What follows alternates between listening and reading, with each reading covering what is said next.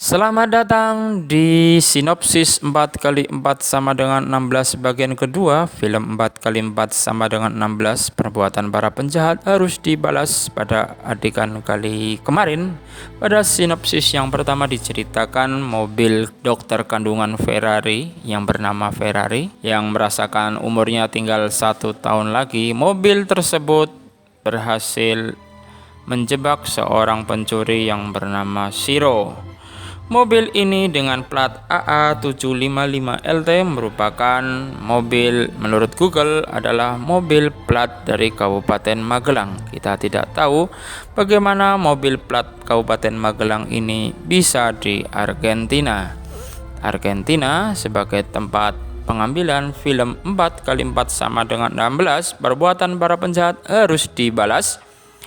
Mobil ini diangkat dari kisah nyata yang terjadi di Buenos Aires, ibu kota Argentina, di mana di kota tersebut kejahatan tentang penggasakan mobil dan isi mobil sangat sudah meresahkan. Di akhir sisa umurnya yang diperkirakan oleh para dokter tinggal 1 tahun, dokter kandungan Ferrari ini melakukan hal yang bisa membuat jera para penjahat mobil.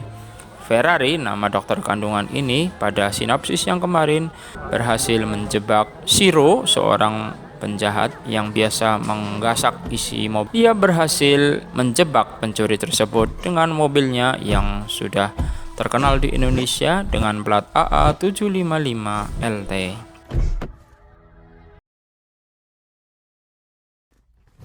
Pada sinopsis kedua, film 4x4 sama dengan 16, perbuatan para penjahat harus dibalas ini, kita disuguhkan tentang bagaimana Shiro kemudian setelah putus asa berusaha untuk keluar dari dalam mobil, mobil dengan plat AA755LT ini.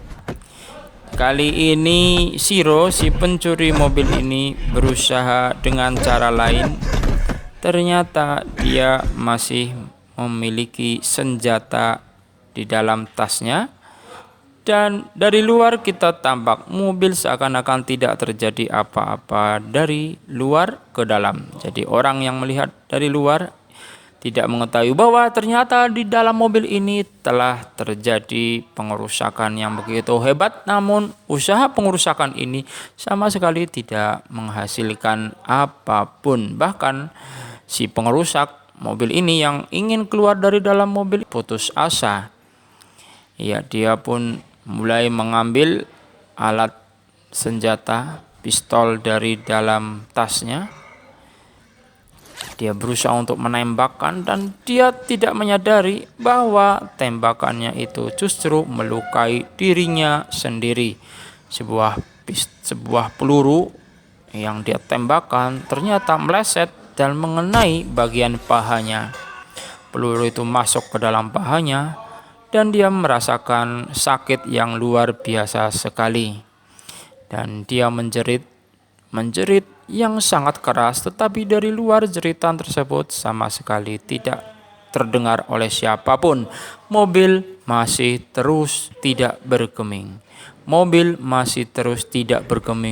Dan tidak ada goncangan sedikit pun, dan tidak ada perubahan apapun dari luar.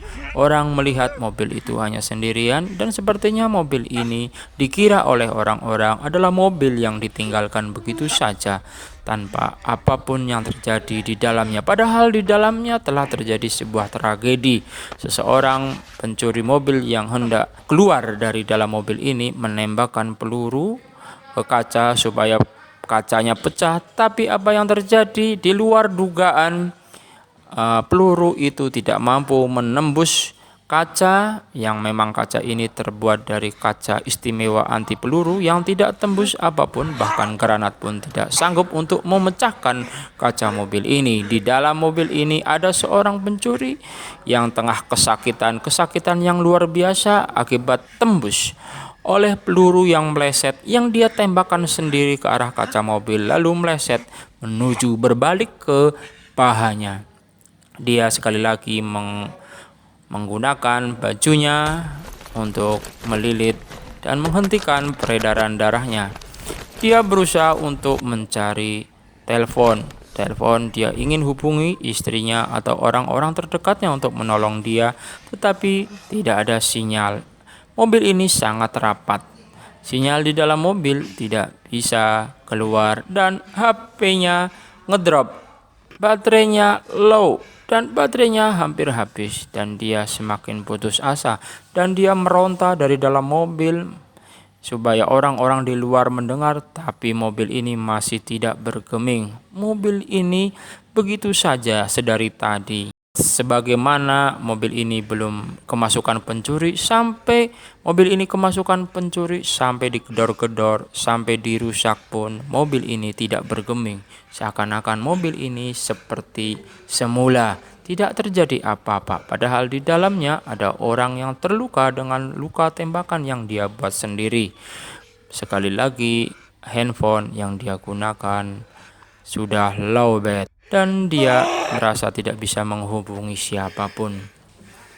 Kali ini dia dengan dada telanjang, dengan tubuh telanjang karena bajunya digunakan untuk melilit paha yang tadi mengeluarkan darah, dan dia mencoba untuk meminum sisa air yang sempat ada.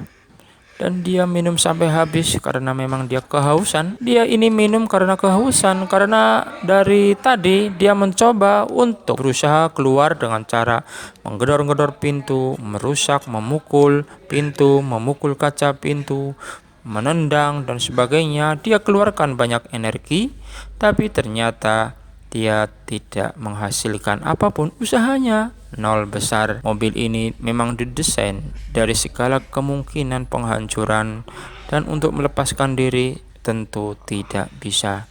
Malam semakin senyap, dia kelelahan dan akhirnya dia tertidur setelah merasakan kesakitan. Setelah itu, setelah selesai tidur, dia pun terbangun dengan pegal-pegal, semua badannya terasa sakit setelah sekian lama dia tadi kemarin berusaha untuk keluar dengan cara menjebol pintu, memecahkan kaca, dan menggedor-gedor semua apa yang bisa, dan bahkan dia mencoba untuk tembakkan peluru dari pistolnya menuju ke kaca, berharap dia bisa keluar melalui kaca yang pecah. Akhirnya dia mencoba mencari hiburan.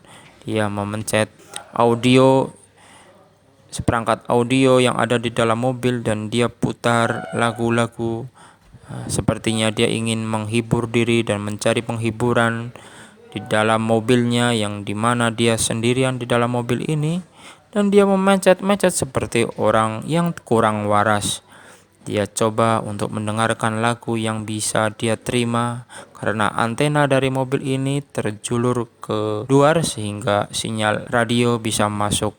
Ya, dan dia mendengarkan nyanyian tembangan lagu dari frekuensi radio yang bisa dia gapai dengan cara memencet-mencet perangkat audio yang ada di mobil yang istimewa ini tahan peluru. Dan aku tak mengerti apa yang ku rasa, rindu yang tak pernah begitu hebatnya. Aku mencintaimu lebih dari yang kau tahu, meski kau takkan pernah tahu. Aku persembahkan diriku untukmu, telah ku relakan hatiku padamu.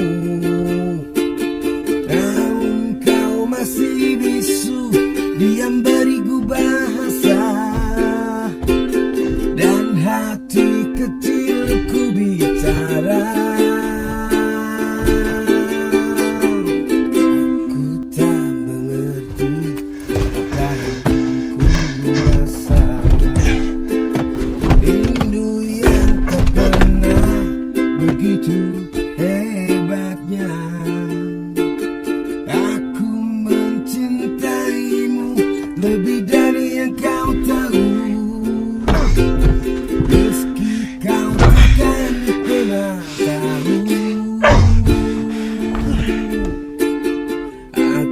persembahkan diriku untukmu.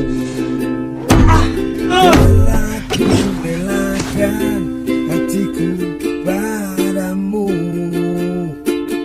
namun kau masih bisu, diam beriku bahasa, dan hati kecil